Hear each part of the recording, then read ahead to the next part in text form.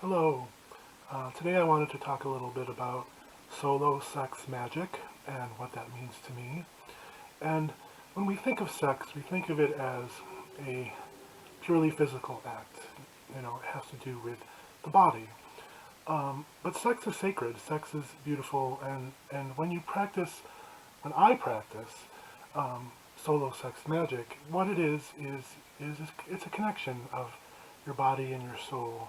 You are summoning up um, the erotic energy within you and learning to build that and harness it before you release it. And when you're in that moment, especially when you're in an orgasmic moment, um, your your body and your soul are connected to the universe, and it's just a really beautiful, beautiful thing. So the thing about sex, as I said before, is that we think of it as a purely physical thing, and we always think of sex and love as separate things usually. But I think sacred self-pleasure is also self-love. You're getting in touch with your heart and this deep part of your soul, and you have what people have called a heartgasm. You're not just coming from your body; you're coming from your heart and your soul. It's a really deeper, profound way to look at sexuality, and I think with solo sex, it's even deeper and more personal. Um, and I actually think that sacred self-pleasure and solo sex magic is probably the one of the highest forms of magic, I would say, because it really is very powerful. I mean, think of the most incredible orgasm that you had. This buildup of energy, and then this release that just you can't really you can't really compare it to anything else. I mean, orgasms are just this rapturous experience.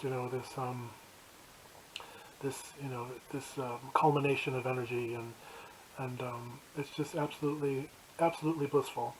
Um, so specifically, what I wanted to talk about today was a couple of stones and crystals that I use in my spiritual practice. Since I am talking about how the body and soul are connected, and how sex and solo sex and self-love are connected, I'm going to talk a little bit about rhodonite and rose quartz. Both of these stones are associated with love. I think they're a little bit different. First, I'll talk about rhodonite. I have a few pieces of rhodonite here. This is a little bit of a larger piece that I have. And this one is very black. So rhodonite is usually pink and black. It can have other tones in it too, but it's usually pink and black. And then I have a couple other pieces here. I got this one. And then I got this one. And I have one more. This is the one that I carry around with me. It's my stone that I carry in my pocket most of the time.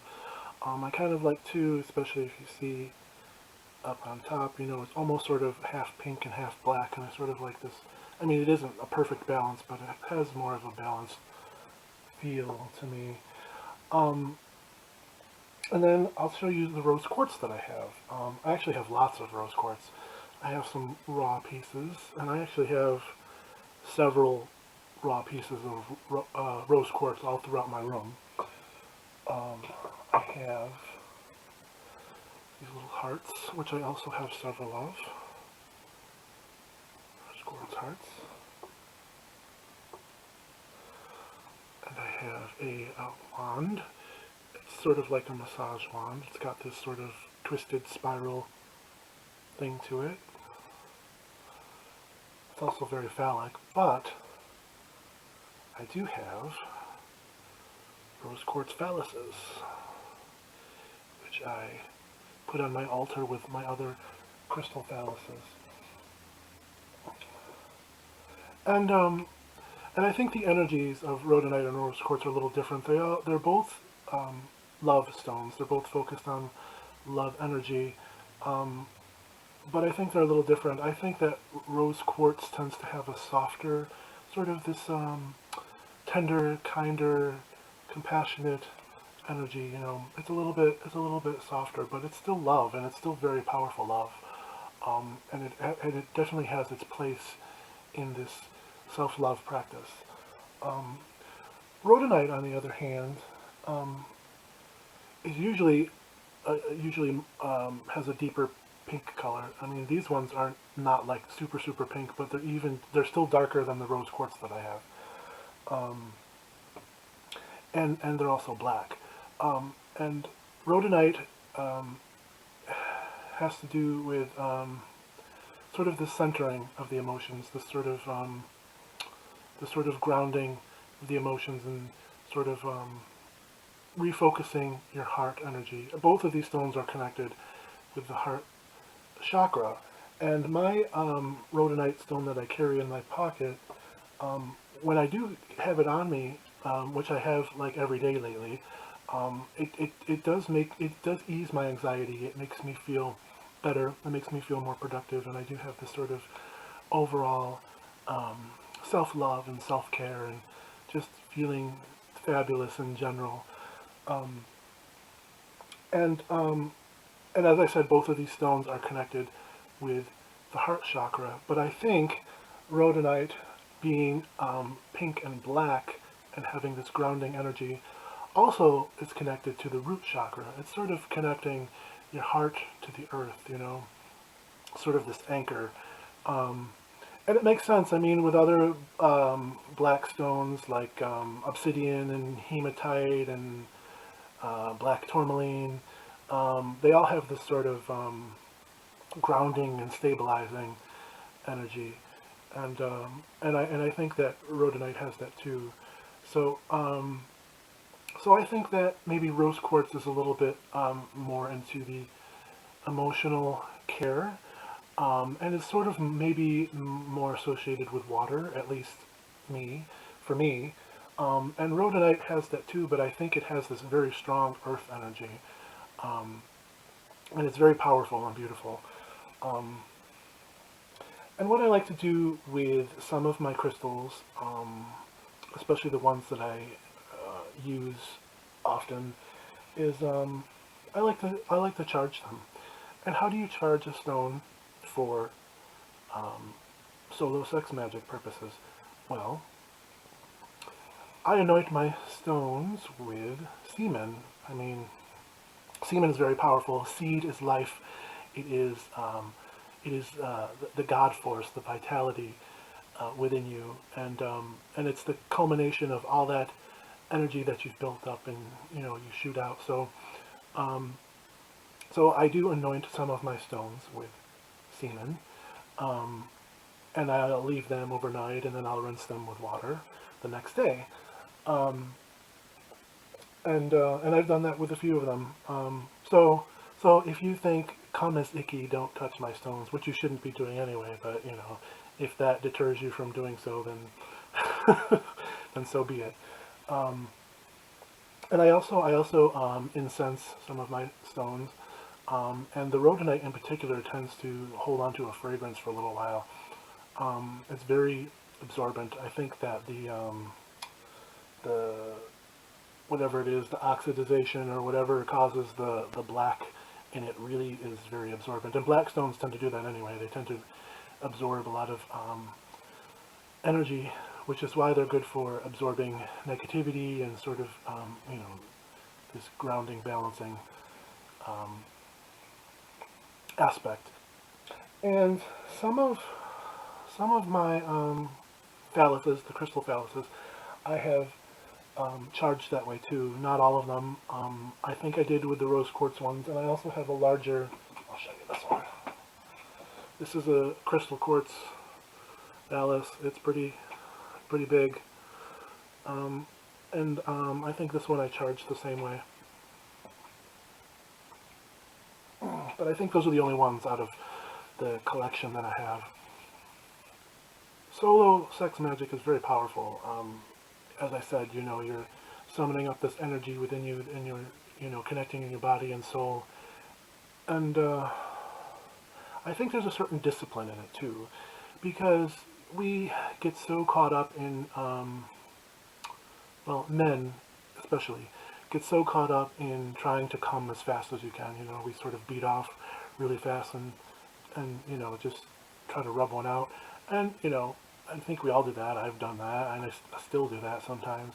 But I really think there is a certain discipline in sort of um, taking your time and just sort of, building up this energy and sort of riding it out and, learning how to harness it and sort of focus your intent. And also to really focus on yourself while you're doing it. That's why it is the ultimate form of self-love, and because because you really have to go within yourself and explore your body. Sort of learn what feels good to you, and really get to know yourself on a deeper level, and and that's just absolutely beautiful. And part of that too is not watching porn. There's nothing wrong with porn. I watch a lot of porn. I think a lot of people do. But I think that when you're practicing your sacred masturbation or your solo sex magic, you really have to not have this external distraction. You really have to um, focus on yourself and go within and find that place and find that connection of your body and soul, and find that connection with the universe. And it really is a profound experience. And I've talked to some guys who think this is silly or whatever, but you don't really know what it is or what it feels like or what it can do for you until you've actually done it. And it really is a journey of self-exploration. And the more you do it, the more you learn. It's not something that you're just going to have this epiphany overnight about, oh wow, now I know everything. Now I know what it's like. And it's not really like that. It's just, the more you do it, the more you learn, the more you grow, and the more you, become connected with that heart energy and that sacred sexuality and, the God, the deity within you. So it isn't an external thing. I mean, even though you're connected to the universe, but you're connected to the universe within yourself. We are all part of the universe. We're all just, particles vibrating at, you know, stardust vibrating at different frequencies. Um, so yeah, so to find that within yourself and to really tap into it is a beautiful, powerful thing. So yeah, so rose quartz is self-love, self-care, tenderness, the heartgasm,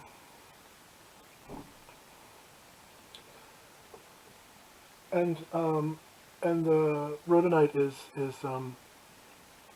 is love, and love on a deeper level, and grounding and emotional stability.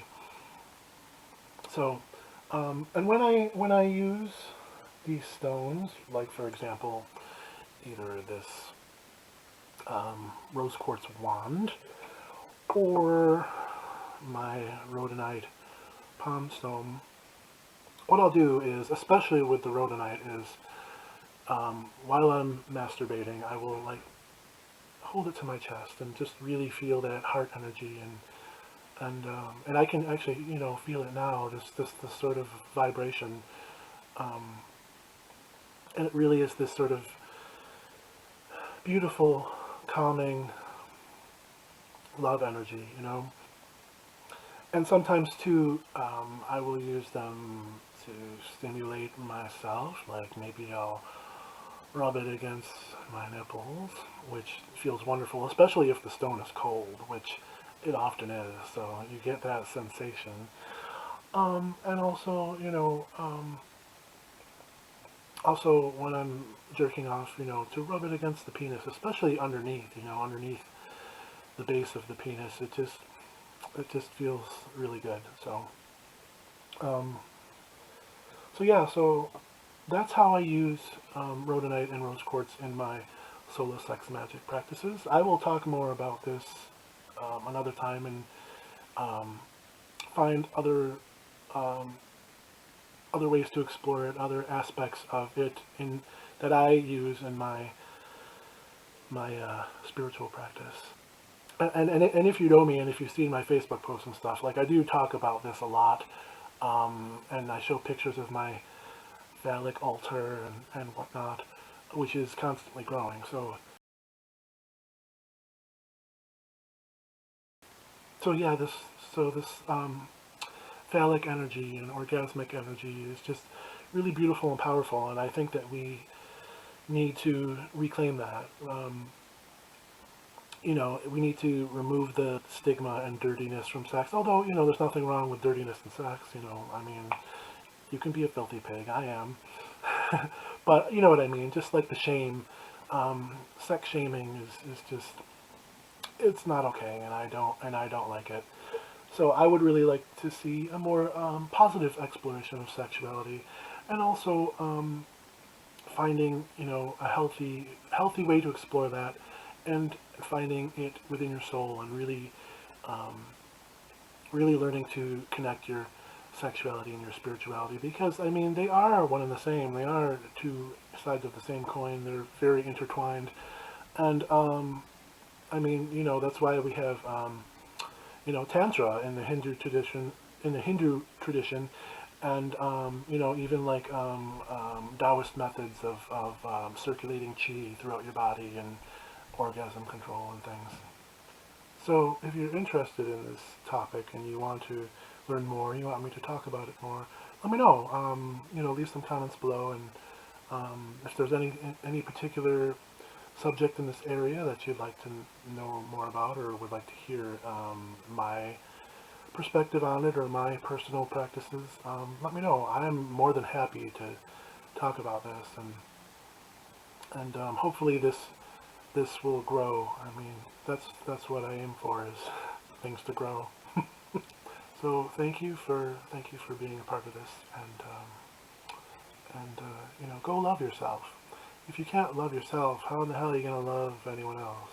Can I get an amen? Love you, and take care. Feel good. Pleasure yourself, and don't feel guilty about it. You don't have to answer to anyone but yourself, and you owe it to yourself to do that. So thanks again, and I'll talk to you next time.